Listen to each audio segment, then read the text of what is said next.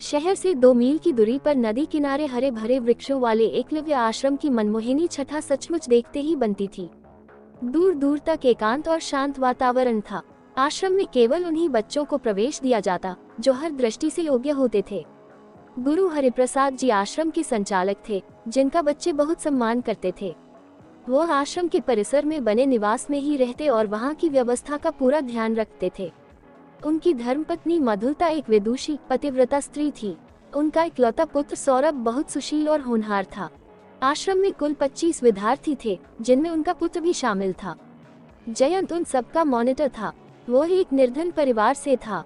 उसका पिता सेठ शोभाराम की दुकान पर मजदूरी करके अपने परिवार का पेट पाला करता था। सेठ जी के लड़के विक्रम ने इसी आश्रम में प्रवेश ले रखा था, लेकिन उसमें एक कमी थी कि वह जयंत को सदा तिरस्कार की दृष्टि से देखा करता था। एक रोज विक्रम ने गुरुजी से कहा कि उसकी जेब से किसी ने चांदी का सिक्का चुरा लिया। पूछने पर उसने बताया कि उसका शक जयंत पर है। गुरुजी जयंत पर बहुत स्नेह रखते थे। यही नहीं, उसे वह अपना सबसे अधिक विश्वासपात्र शिष्य भी समझते थे। उसका नाम सुनकर गुरुजी को बहुत पीड़ा हुई, जो उन्हें अंदर ही अंदर सालने लगी। जब इस बारे में जयंत समेत सभी बालकों से पूछा गया तो उन्होंने कहा कि उन्हें कुछ पता नहीं है। गुरुजी इसके कारण बहुत परेशान रहने लगे। आज तक उनके आश्रम में ऐसी दुखद घटना पहले कभी नहीं हुई थी। आखिर उन्हें एक तरकीब सूझी। शाम को भोजन के बाद उन्होंने सभी को बुलाकर कहा, देखो बच्चों, विक्रम की जेब से इस तरह सिक्के की चोरी हो जाना इस आश्रम की प्रतिष्ठा पर गहरी चोट है। ये तो मानना ही पड़ेगा कि जिसने ये हरकत की है वह कोई बाहर का नहीं है, बल्कि हम में से ही कोई है। खैर, जाने अनजाने में जिससे भी यह गलती हुई है, उससे मेरा यही कहना है कि वो तुरंत अपनी गलती सुधारे और सुबह होने से पहले पहले उस सिक्के को आश्रम की पत्र मंजूषा में डाल दे। यदि ऐसा नहीं हुआ तो मुझे बहुत कष्ट होगा। इस स्थिति में सिक्के की कीमत मुझे अपनी ओर से अदा करनी होगी। गुरुजी के इस कथन पर एकदम सन्नाटा छा गया। सोने से पहले बालकों में काफी देर तक इसी बात की चर्चा होती रही। उनका हृदय बार बार कचोट रहा था कि गुरुजी ने इस घटना से दुखी होकर यदि आश्रम छोड़ दिया तो उन सबके लिए वह डूब मरने जैसे बात होगी। गुरुजी भी देर रात तक सो नहीं पाए। दूसरी ओर चारपाई पर लेटे सौरभ की नजरें पिता पर लगी हुई थी। वह भी बहुत दुखी था। कुछ देर के बाद जब सौरभ ने देखा कि पिताजी सो रहे हैं, तो वह चुपके से उठा और बिना किसी आहट के धीरे से बाहर निकल गया। गुरुजी सचमुच सोए नहीं थे, बल्कि आंखें मीच कर लेटे हैं थे। बेटे का इस तरह बाहर जाना उन्हें कुछ अजीब लगा, पर उस समय वह कुछ बोले नहीं। सुबह जब पत्र मंजूषा खोली गई तो उसमें वह सिक्का मिल गया।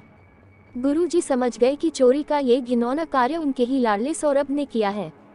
सुबह दुखी होकर उन्होंने विद्यार्थियों से कहा कि उन्हें इस बात की खुशी है कि विक्रम का सिक्का उसे मिल गया, किंतु ऐसी ओछी हरकत करने वाला उनसे छिपा नहीं रह सका। वो उसे अच्छी तरह जान गए हैं। फिर भी चूंकि उसने अपनी गलती स्वीकार कर ली है, इसलिए आश्रम से निकालने के बजाय वह केवल उसे 3 दिन लगातार निराहार रहने की सजा सुनाते हैं। सभी बालक एक दूसरे का मुंह ताकने लगे। विक्रम पीछे की ओर शांत खड़ा था। जयंत के चेहरे पर उदासी छाई हुई थी। सौरभ का सिर नीचे की ओर झुका था।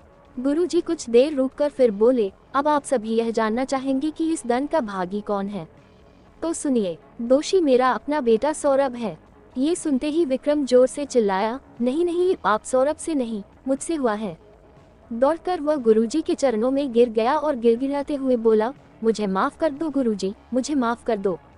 सौरभ का इसमें कोई दोष नहीं है। वह सिक्का किसी ने नहीं चुराया। इसे मैंने ही सौरभ को रखने के लिए दिया था।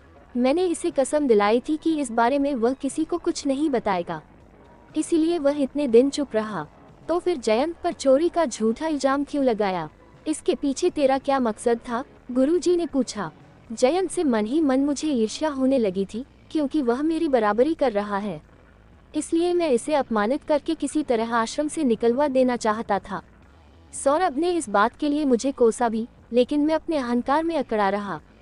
आज मुझे मालूम हुआ कि किसी की पहचान उसके पैसों से नहीं, गुणों से होती है। कहता हुआ वह फुट फुट कर रोने लगा। गुरुजी को लगा विक्रम ने अपनी भूल स्वीकार करके आश्रम को अपवित्र होने से बचा लिया है। उन्होंने उसे प्यार से गले लगा लिया।